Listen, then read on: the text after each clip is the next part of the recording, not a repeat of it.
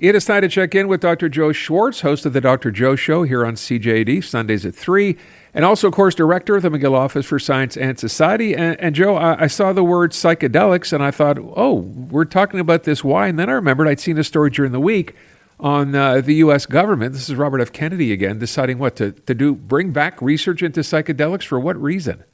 Right. Well, there are several reasons. I mean, these substances, psychedelics, or mind-altering substances, we're talking about things like psilocybin, which is a magic mushroom, and more specifically, a molecule called ibogaine, which is extracted from the root of a tree that grows in Central Africa. And there's a long traditional use as, a ceremonial context there. But the reason that it is now emerging as interest is because it has the ability to reduce the side effects of opium addiction. One of the real problems with giving up, heroin or other opiates is that you get terrible, terrible withdrawal symptoms.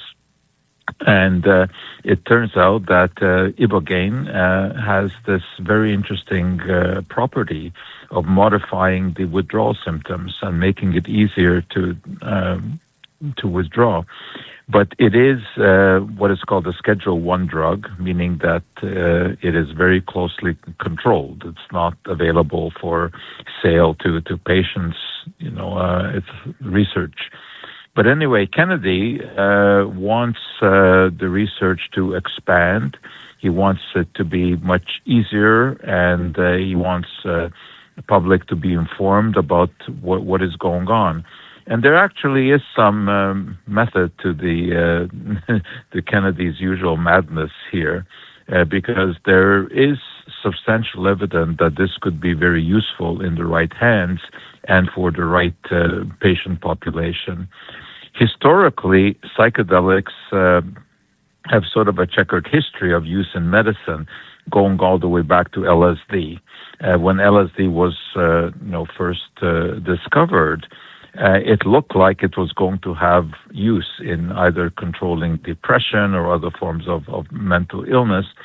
But it turned out that its therapeutic window was too narrow. That is, the side effects were very close to the therapeutic effect. So LSD really hasn't emerged, although, it looked like it was going to.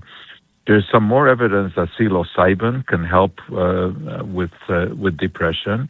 But now the attention is turning to this compound ibogaine.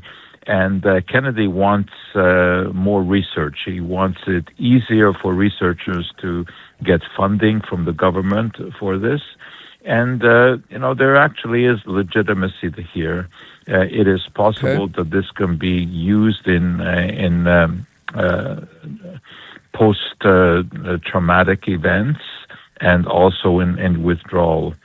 So, I think in this case, he is right in trying to allow easier funding for this kind of research, because, of course, opiate addiction is a huge, huge problem, not only in the U.S., but around the world. So ibogaine is something we will hear most about, and it's, of course, a natural product. Not that says anything about one way or another, because, natural products can be very dangerous. But it is extracted, as I said, from the root of this shrub, and of course it is purified, and it has potential medical use. Okay. I mean, obviously we know that there are many products from plants that have eventually emerged to have medical use. I mean, you look at digitalis, which comes from the foxglove. You look at vincristine, a cancer drug that comes from the Madagascar periwinkle. We have the yew tree that gives us Taxol, which is a cancer drug. So it certainly, is worthwhile to examine these natural substances. Joe, where are we in Canada on these? Ibogaine is one. Where are we in Canada on these? Do we do this research as well, or have we? There is research in Canada as well. I mean, we usually follow the U.S. Ibogaine is illegal in Canada, and of course, so is LSD. But we do have some very good researchers in this, including some here at McGill, who are doing research in psychedelics. So we'll see where it goes. But unfortunately, a lot of this stuff has sort of been, because it's a Schedule I substance that is, it's illegal. These things, have been difficult to get funding for. But more is going to be available. Okay. The other thing... Yeah, I want to go ahead and mention this. So you're doing a public lecture coming up on May 13th, and anyone can go to this. I am, and it's entitled The Search for the Fountain of Youth. And we are kind of all searching for it. And what I'm going to do is to update people on what is really legitimate.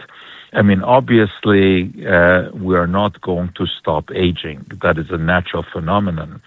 But there's a big difference between the number of years that we can live healthily and our general chronological age. So we're looking to basically improve the years, basically after the age of 60 or so that we don't get the chronic diseases. We know what our lifespan is, right? I mean, it's around 80 in Canada. But what we are looking for really is the health span. That is the number of years that we can have to live without any serious disease. And there certainly are things that we can do. A lot has emerged over the last few years, some about supplements. Believe it or not, we have learned something from dolphins. The dolphins that have a specific compound in their bloodstream called pentadecanoic acid live longer. We're going to explore that. And there are a number of supplements that may allow us to live longer. And of course, there's a lot of quackery there as well. So we're going to approach this from a very scientific basis. And I think people are going to learn a surprising amount on what they can actually do. Some of it is pharmacological, but some of it is as simple as making sure that you don't sit for a very long time, that you get up periodically and walk around, and it's very important to have continuous movement during the day. We're going to give you the evidence for that. And I got into this, of course, because of my back problem when I started looking at all of the literature and discovered that one of the main factors in people having back pains, which is very common, is that they don't do enough what is called low activity exercise. Just walking upstairs instead of taking the elevator, fidgeting, standing up and down a few times every 15 minutes when you're when you're working. These things are very important, and we're going to explore the science behind all of this. So it's at 7 o'clock next Wednesday at McGill in the Leacock building, but we do require people to register so we have an idea of how many are coming.